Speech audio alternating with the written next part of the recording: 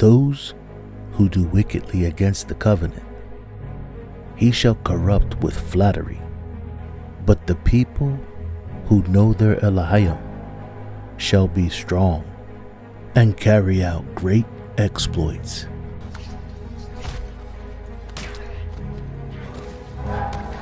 And carry out great exploits. And carry out great exploits.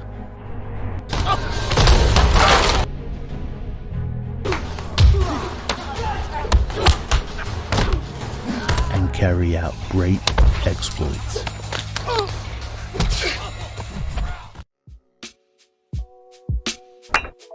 In Isaiah 28, the 10th verse, we learn the Father's commanded study method when it explains to us, study everything in the Word, precept upon precept, line upon line, here a little, there a little. Shalom, MISHPACHA, peace unto you. Thank you for joining me. Welcome to Precept upon Precept. We're now at Lesson 2, Part 2, The Return. And if you haven't watched Part 1, you may want to go back and continue the lesson from the beginning.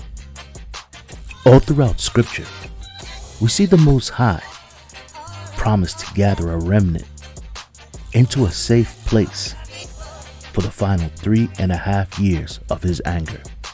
That prophecy is coming soon. It will be the second exodus of his people. But after that will be the return of Judah into the promised land.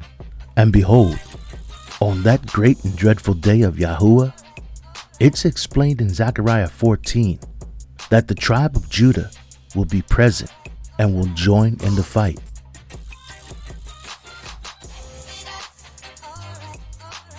Zechariah 14:14, and Judah also shall fight at Jerusalem, and the wealth of all the heathen round about shall be gathered together, gold and silver and apparel in great abundance.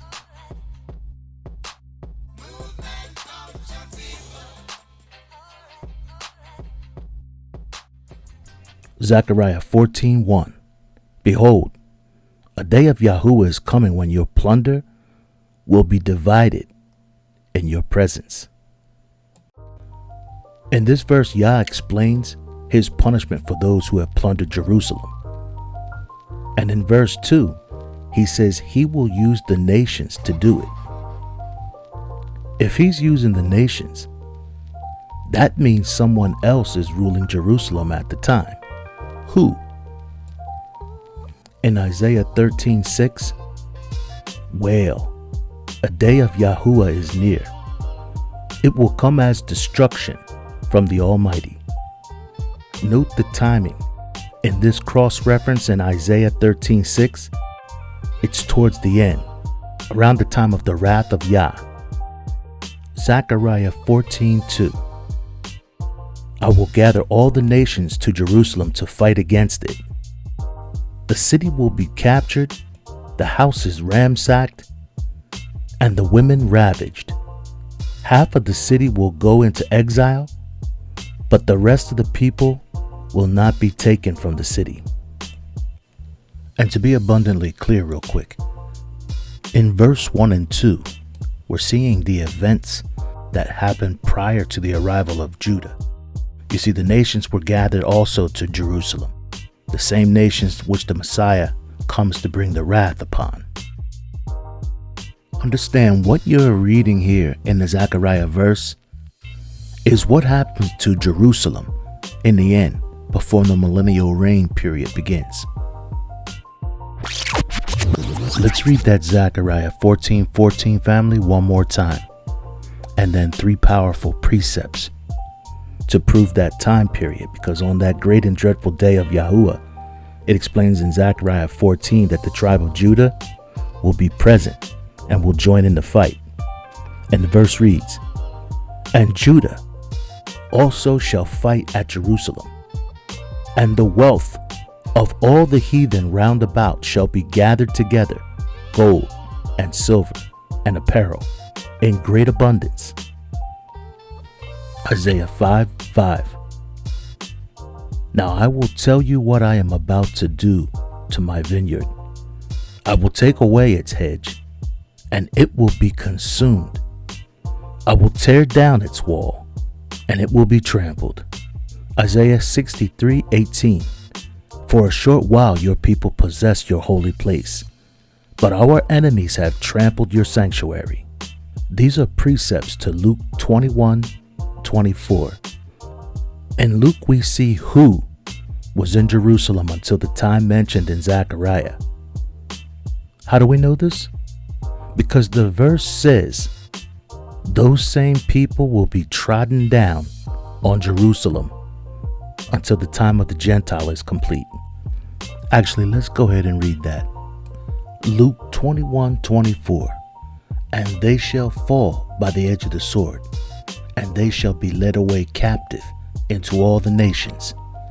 Now, family, this is speaking about the scattered people, explaining what has become of them.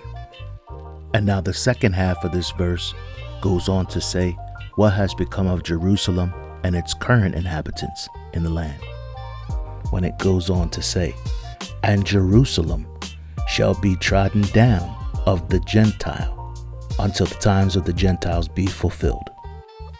You'll notice in the Amplified version and other versions in general use different words: trodden down, trampled on. It's all the same thing. It means whose boots walk on that ground, controlling the land. And you'll see also, note, it says until. This is a qualifying event of the prophecy, meaning those things that the verse speaks of, those who inhabit the land and trample on it, will continue until the end of times, the end of days, when the Messiah returns and sets things right. And to be honest, it's absolutely unfathomable to me that people will read these scriptures and see how it clearly says Gentile, but yet in life totally just ignore it. The parallel verses in Isaiah explain more of the same. If anyone needs still further proof, we can skip down to verse 16. Actually, let's crack open my book, The Secret Place of Yah, pages 239 through 241, where unbeknownst to a lot of people, there are survivors after the wrath of Yah.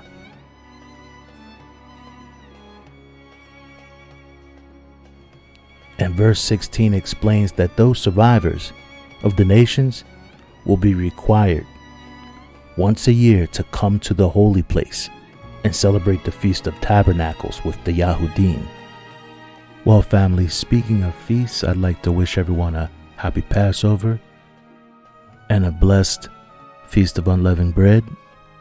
And I think we'll wrap up here, and Yah willing, we'll continue again this same time next week. Shalom Aleichem. Peace unto you, family. All praise the Most High Yah. I almost forgot. Today we covered Zechariah, Isaiah, and Luke as it pertains to our return to the land. Yah willing, next week we're going to get into some other precepts, including Deuteronomy and Joel. Yah bless everyone. Thank you for joining me. And please like, subscribe, and share these videos.